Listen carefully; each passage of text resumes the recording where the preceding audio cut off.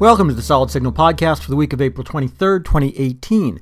I have returned to our West Coast offices for a little while after a very successful time at the Revolution Dealer Expo, AT&T's super secret conference for its dealers and staff, where they tell you all the neat stuff that I am obviously not going to be permitted to tell you here at the Solid Signal Podcast. I was really pleased when I was at the show to run into a few avid listeners, and it's always a pleasure to see you in person, and I hope I will continue to see you next year, and that you will continue to comment on the podcast as you have in the past. Like many of you, this weekend I watched the premiere of Westworld on HBO on my DirecTV subscription. Those of you who don't have HBO, I hope that you saw my blog post saying there was a free preview this weekend so that everybody could see the premiere of Westworld and even binge the first season if you were interested in doing that.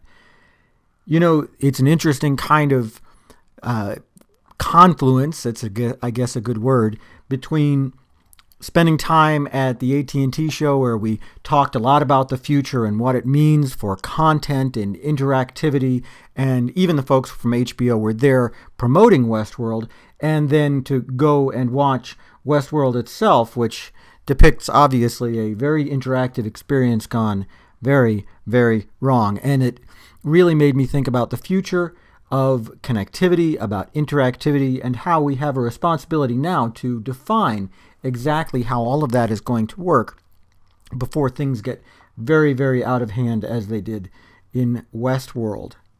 But really, it also made me think about the interactive experiences that we have now.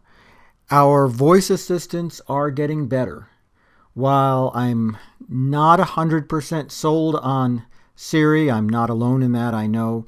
I've seen some improvements with Alexa and with Google Assistant, and it really is impressive the kind of information that they are able to glean from just simple conversation.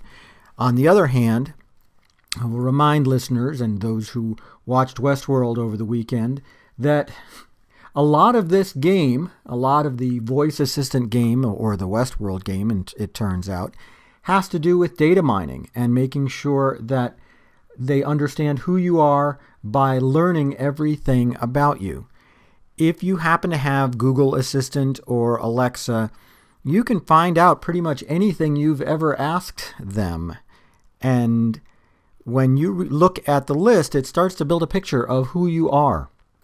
And maybe not who you are really, but kind of a psychographic profile of, you know, what you want, what you're asking for.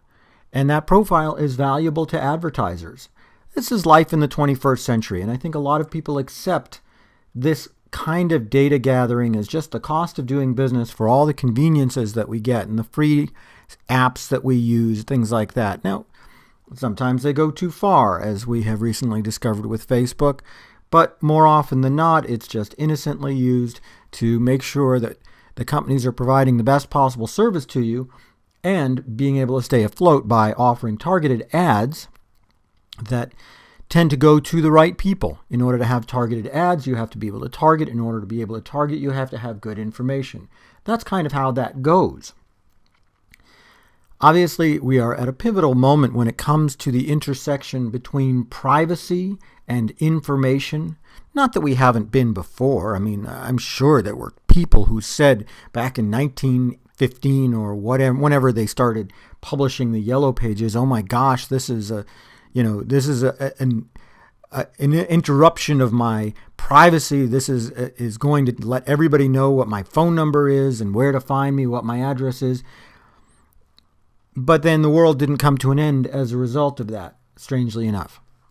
And it probably won't come to an end this time either. It's just that we have to be particularly careful as the pace of change is escalating and the way that we gather information is so much more effective, so much quicker, so much easier, so that we have to make sure that we are putting the right information out there. If we're not putting the right information out there for people, then okay, we're really partially responsible ourselves.